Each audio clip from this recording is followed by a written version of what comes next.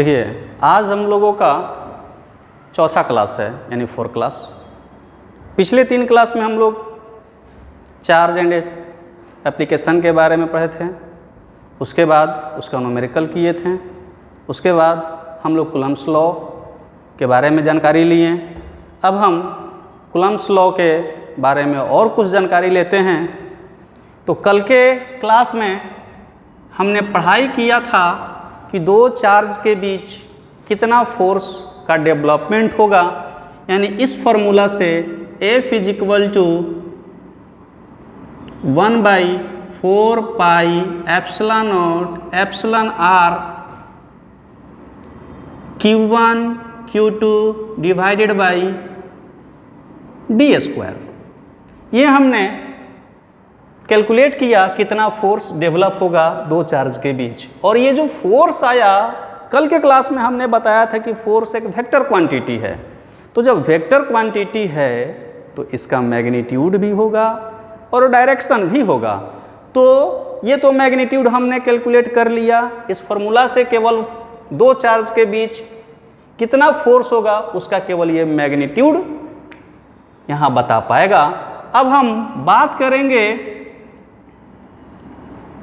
How to find direction of Coulomb's force, यानी दो charge के बीच जो फोर्स लगेगा उसका क्या डायरेक्शन होगा। तो देखेंगे, यानी पहला पॉइंट देखेंगे, like charge repel each other, यानी लाइक चार्ज का मतलब वैसा चार्ज जो सेम नेचर का हो, या तो दोनों चार्ज पॉजिटिव हो या दोनों चार्ज निगेटिव हो। यानी प्लस Q1 या प्लस Q2 ये दोनों जो चार्ज है लाइक चार्ज है, और माइनस Q1 माइनस Q2 ये जो चार्ज है ये भी लाइक चार्ज है। तो दोनों जब लाइक चार्ज होगा या दोनों सेम नेचर का होगा तो रिपल्सिव नेचर का होगा। यानी यदि यहाँ पर हम Q1 ले लिया, यहाँ पर हम Q2 ले लिए, ये दोनों पॉजिटिव है तो ये इस पे इधर फोर्स लगाएगा, मान लिया F1, ये इस पर इधर फोर्स लगाएगा, मान लिया F2। ठीक है। लेकिन unlike charge attract each other, यानी अनलाइक चार्ज जो होगा वो एक दूसरे को आकर्षित करेगा। यानी अनलाइक चार्ज का मतलब Q1 यदि पॉजिटिव हो तो Q2 को निगेटिव होना पड़ेगा तभी अनलाइक चार्ज बनेगा, नहीं तो यदि Q1 निगेटिव हो तो Q2 को पॉजिटिव होना पड़ेगा, तभी कहेंगे दोनों अनलाइक चार्ज है।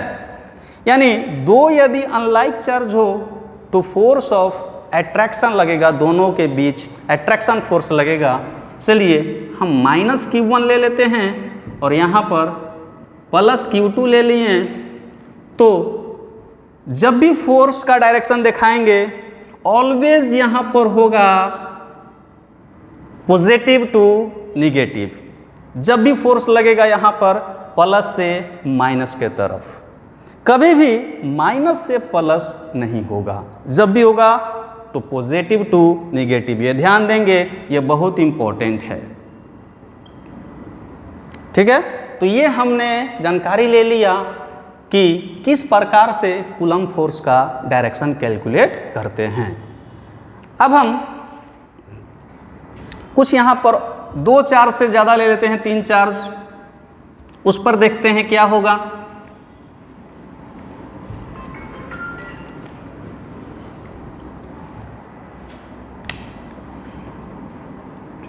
एग्जाम्पल ले लिया हमने, एक चार्ज Q1 यहाँ पर ले लिया जो कि पॉजिटिव है, एक चार्ज Q2 यहाँ ले लिया जो कि ये भी पॉजिटिव है, एक चार्ज Q3 यहाँ ले लिया जो कि निगेटिव है।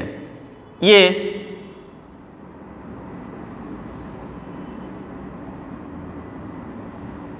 ये ट्रेंगुलर यानी ट्रेंगल के वर्टेक्स पर सिचुएटेड है। चलिए ये ए नाम देते हैं, ये बी नाम दे दिया, ये हमने सी नाम दे दिया।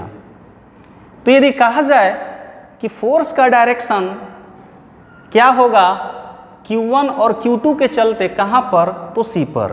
यानी क्वेश्चन आ गया find the direction of force due to Q1 and Q2 on Q3। Q3 पर क्या डायरेक्शन होगा। चलिए इसको हम देखते हैं क्या डायरेक्शन होगा। हम लोग जानते हैं कि जो कूलम्ब्स लॉ है एक बार में दो ही चार्ज के लिए वैलिड है। तो सबसे पहले Q1 और Q3 के लिए बात कर लेंगे। तो Q1 पॉजिटिव है, Q3 निगेटिव है, तो हमेशा प्लस से माइनस के तरफ ये जाएगा, यानी इस साइड में। इसका नाम देते हैं F1, चूँकि ये फर्स्ट का फोर्स है, फर्स्ट चार्ज का। यहाँ भी प्लस है तो ये भी प्लस से माइनस के तरफ जाएगा, ये हो गया F2, है ना। तो ये डायरेक्शन हम इस प्रकार से फाइंड करेंगे। चलिए 3 चार्ज नहीं, हम 4 चार्ज लेकर के बात करते हैं। 4 चार्ज के लिए बात करेंगे। चलिए ये स्क्वायर है, स्क्वायर ले सकते हैं, रेक्टेंगल ले सकते हैं, या कोई भी चीज़ ले सकते हैं। चलिए यहाँ पर हमने Q1 ले लिया प्लस में, Q2 ले लिया माइनस में, Q3 ले लिया वो भी माइनस में, और Q4 ले लिया जो कि प्लस में Q4 होगा। चलिए नाम दे देते हैं A B C D। हम किसी एक चार्ज पर बाकी रिमेनिंग तीनों चार्ज के चलते फोर्स कैलकुलेट या फोर्स का डायरेक्शन कैलकुलेट कर सकते हैं। चलिए क्वेश्चन दे दिया हमने, find the direction of force on C यानी Q3 due to Q1 Q2 and Q4। Q1 Q2 Q4 के चलते किधर किधर डायरेक्शन होगा फोर्स का। चलिए हम अब देख लेते हैं किधर होगा डायरेक्शन। सभी लोग जानते हैं कि 2 पॉजिटिव चार्ज रिपेल करेगा और एक पॉजिटिव एक नेगेटिव हो तो अट्रैक्ट करेगा। चलिए फर्स्ट चार्ज के लिए बात करते हैं Q1 के लिए। तो Q1 है पॉजिटिव, Q3 है निगेटिव। तो हमेशा क्या हम जानते हैं, जब अपोजिट नेचर का हो तो प्लस से माइनस के तरफ जाएगा, और वो भी दोनों चार्ज के लाइन ज्वाइनिंग के डायरेक्शन में, यानी ये हो गया F1। चलिए अब Q2 माइनस में है, Q3 भी माइनस में है, रिपल्सन होगा। इस पर हम कैलकुलेट करते हैं। तो Q2 जो है Q3 को रिपेल करेगा, यानी नीचे के तरफ भेजेगा, यानी ये हमने ले लिया F2। चलिए Q4 जो कि पॉजिटिव है, Q3 जो कि नेगेटिव है, हमेशा प्लस से माइनस की तरफ जाता है, इसलिए ये इधर होगा F3। 3 प्रकार का हमने फोर्स कैलकुलेट कर लिया। अब वेक्टरली से सॉल्व करेंगे, वो तो बाद की बात है। पहले हमको डायरेक्शन कैसे फाइंड होगा फोर्स का वो सीखना था, जो हमने सीख लिया। अब हम कूलम्ब्स लॉ का 1 by 1 एप्लीकेशन के बारे में जानकारी लेंगे।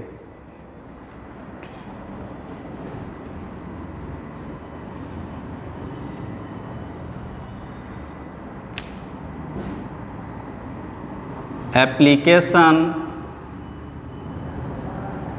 Of Coulomb's law.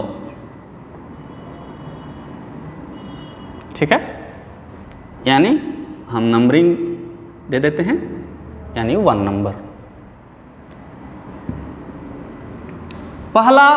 सबसे पहले एप्लीकेशन हम पढ़ेंगे, 2 चार्ज को यदि हम एयर या वैक्यूम में रख दें तो कुछ फोर्स डेवलप करेगा। यदि वही दोनों चार्ज को एयर या वैक्यूम से हटा करके हम वाटर में रख दें, मिल्क में रख दें, या कोई दूसरे और मीडियम में रख दें, तब कितना फोर्स वो दोनों चार्ज डेवलप करेगा, इसका कैलकुलेशन, इस टाइप के क्वेश्चंस का कैलकुलेशन, इस टाइप के प्रॉब्लम का कैलकुलेशन अब हम सीखेंगे। जैसे हम मान लिए कि एक चार्ज Q1 है, एक चार्ज Q2 है, दोनों के बीच का दूरी d है, बीच का सेपरेशन d है, और इसको एयर में रख दिए, प्लेस इन एयर, यानी हमने एयर में रख दिया। तो F1 जो आएगा वो यहाँ आना चाहिए 1/4 epsilon not epsilon r Q1 Q2 d square. इसको हमने पहला इक्वेशन मान लिया, ठीक है। अब चार्ज का मैग्नीट्यूड चेंज नहीं करेंगे, दोनों के बीच का सेपरेशन चेंज नहीं करेंगे, लेकिन जो चेंज करेंगे वो मीडियम चेंज करेंगे। अभी एयर में रखे हैं, अब किस मीडियम में रख देंगे, तो हम वाटर में रख सकते हैं या दूसरे कोई मीडियम में रख सकते हैं, जिसका डाइइलेक्ट्रिक कांस्टेंट हम क्या मान लिए। Now Q1 and Q2 place in other medium whose dielectric constant K। Separation change नहीं होगा, चार्ज चेंज नहीं होगा, मीडियम चेंज होगा तो फोर्स भी ज़रूर चेंज होगा। चलिए इसको हमने F2 मान लिया, 1/4 एप्सिलॉन नॉट, ये एप्सिलॉन r ले लिया हमने, Q1 Q2 d स्क्वायर। एक बात ध्यान देंगे हम लोग, यहाँ पर फर्स्ट में प्लेस किए हैं, फर्स्ट कंडीशन को प्लेस किए हैं, यहाँ फर्स्ट कंडीशन को प्लेस किए एयर में, तो यहाँ पर एप्सिलॉन r की जगह कुछ नहीं होगा, केवल एप्सिलॉन नॉट होगा। क्यों? क्योंकि एप्सिलॉन r का वैल्यू हवा में, एयर में 1 होता है, इसलिए इसको हमको हटाना पड़ा। लेकिन जब हम दूसरे मीडियम में जाएंगे तो एप्सिलॉन r का वैल्यू कुछ ना कुछ ज़रूर होगा। चलिए दूसरे मीडियम के लिए हमने क्या मान करके रखा है, तो K मान करके रखा है, इसलिए F2 का वैल्यू 1/4 एप्सिलॉन नॉट हमने K ले लिया, जो कि हम मेज़र या लेडेट किए हैं d स्क्वायर। ये दो इक्वेशन, अब दोनों इक्वेशन को बस केवल डिवाइड कर देना है हमको। डिवाइड कर देंगे, जो भी डाटा आना होगा वो आ जाएगा और वही मेरा फाइनल रिजल्ट होगा। यानी equation first divide equation second, तो F1 is equal to 1/4 epsilon not Q1 Q2 d square. Divide करना है तो F2 1/4 epsilon not K Q1 Q2 d square. जो कैंसिल होने वाला है कैंसिल कर दीजिए, जो बच गया वो लिखेंगे F1/F2 इज इक्वल टू, ऊपर में तो कुछ नहीं बचा, नीचे में 1/K बच गया, तो 1/K जब बच गया तो ये कहाँ जाएगा, तो ऊपर ही जाएगा। यानी F1/F2 is equal to K लिख सकते हैं, इसलिए F2 is equal to F1/K, जो कि F1 और F2 में एक रिलेशन हमने कैलकुलेट कर लिया। ये था हम लोगों का फर्स्ट टाइप का एप्लीकेशन, जो कि सबसे बेसिक था। अब हम सेकेंड एप्लीकेशन पढ़ेंगे, जिसमें मीडियम में कोई बदलाव नहीं होगा, मीडियम में कोई चेंज नहीं होगा, लेकिन दोनों चार्ज के बीच का सेपरेशन को घटा सकते हैं या बढ़ा सकते हैं, इस पर हम बात करेंगे। तो मान लिया जाए कि ये चार्ज Q1 है, इसके बीच का दूरी जो है हमने D1 मान लिया दूसरे चार्ज से जो कि Q2 है। ठीक, ये भी प्लेस है एयर में, मीडियम चेंज नहीं होगा सेकंड केस में। लिख देते हैं सेकंड केस क्या है, when medium does not change but separation between them change. ठीक है, दोनों के बीच का सेपरेशन चेंज होगा। Q1 सेपरेशन D1 Q2 हो गया, तो F1 जो होगा वो कितना होगा 1/4 pi epsilon not. Epsilon r नहीं लिखेंगे, कोई ज़रूरत यहाँ नहीं है। Q1 Q2 by D1 square. First equation Q1 separation को चेंज कर दिया हमने Q2,